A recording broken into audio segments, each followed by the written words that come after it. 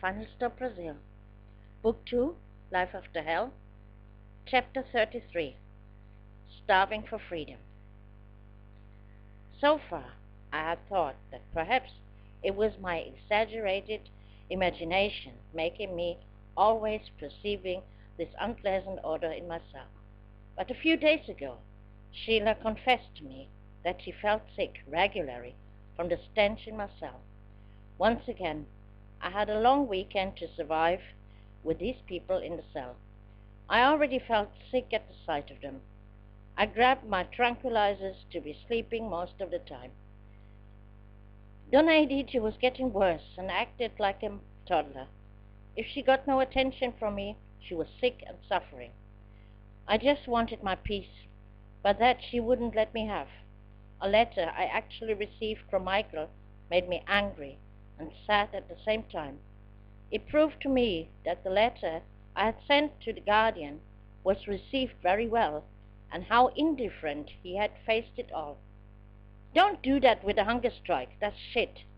No word about a call to me, or if he had already called Rosie, because of the book. All the things important for me was not important for my son.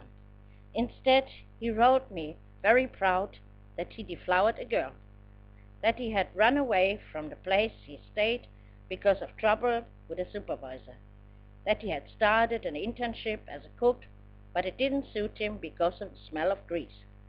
Finally, he wrote that it were fortunately only another 2 years and he could go to stay with his sister. What was all this? With just under 17, he could already decide now where he wanted to live. I was so angry that I almost gave up the idea of a call. I didn't want to talk to him. The letter I received of Julia was not much better, although she did have concerns about the hunger strike, but wrote that I ought to think of my son. Did he think of me? No, not in any way. He considered that the thought we might never see each other again tore me inside. With help of Clay, I tried again a connection to Germany, and was successful, to call my mother. However, she was now pretty deaf, and couldn't even hear that I was calling her. I couldn't speak loud for not drawing the attention of the guards. She kept asking where I was, and didn't get it that I just wanted the actual number of Michael. Frustrated, I ended the call without a single sensible word had been spoken. It didn't touch me in any way that this at the other end of the line was my mother. This woman was stranger than ever. 26th of May, 2008. The second day of my hunger strike. I felt quite queasy and pissed off with Donna Edith. As always on the weekends, and especially on long weekends, she was ill again. For 4 days she just laid in bed. In fact, she had a cold, but nothing more. But she made a fuss as if she was going to die. On the first day of the hunger strike, I took no sedative tablet, because in the evening was a good movie on TV, exceptional. I wanted to watch it, but didn't take Donna Edith into account. Since she was almost dying, I could forget the movie. She moaned during the entire film as if her last hour had struck, waiting, as she always did, with her pitiful puppy dog eyes, that I felt pity for her. This was exactly her problem. If I didn't pay attention, she was sick. But I couldn't take any more, especially after 4 days with all 24 hours in the cell. It was too much for me. I could have slapped her left and right in the face, because instead of washing some pieces of laundry herself on her days off, which she could do very well, she gathered all her dirty laundry on her bed for me to wash. Her 2 mandatory tables beside her bed, her laundry basket and a cardboard box were full of leftover food, dirt and rubbish. The bed was the same and stank. Of the other 2 wasn't to be expected anything else. For 4 days, no washing, no cleaning. Nada. When I still didn't take notice of her coughing attacks, Donna Edith grabbed one of her other tricks and just couldn't get up from the bed anymore. I helped her, but hissed at her to take her tranquilizers and sleep. I knew exactly that she would go back to work the next day, nothing being wrong with her.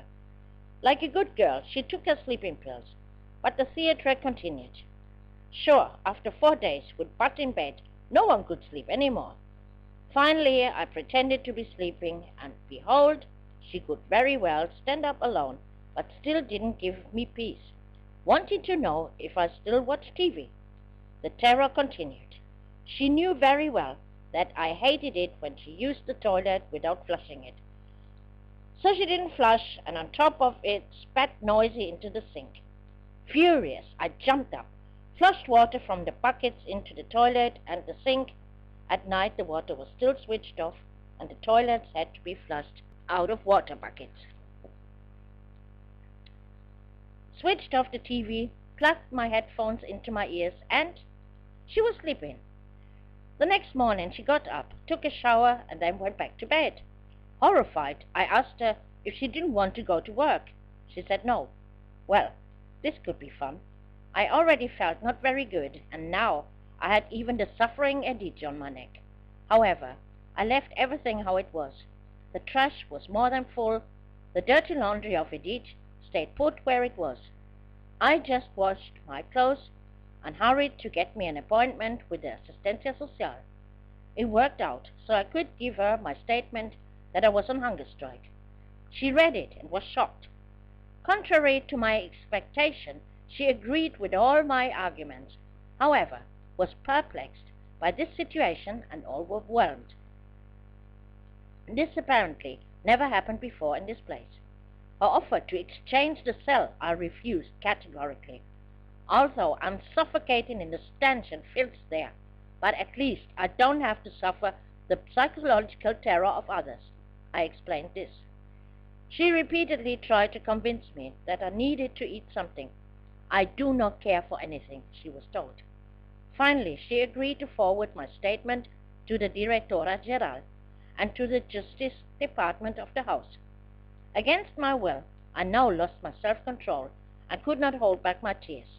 I had actually reached my limits, and this woman saw it. But now I had my statement distributed to all concerned. There was no turning back, and I was ready to pull through with it, if need be until the end. 29th of May, my 5th day of the hunger strike. Until now it was still bearable. I drank instead of eating, and tried not to waste energy too much. The day before I had been in the yard taking a little bit of sun. However, I felt dizzy. Up to this date, no response came either from the directorate or the Justice Department. So they tried to sit it out. Okay, me too.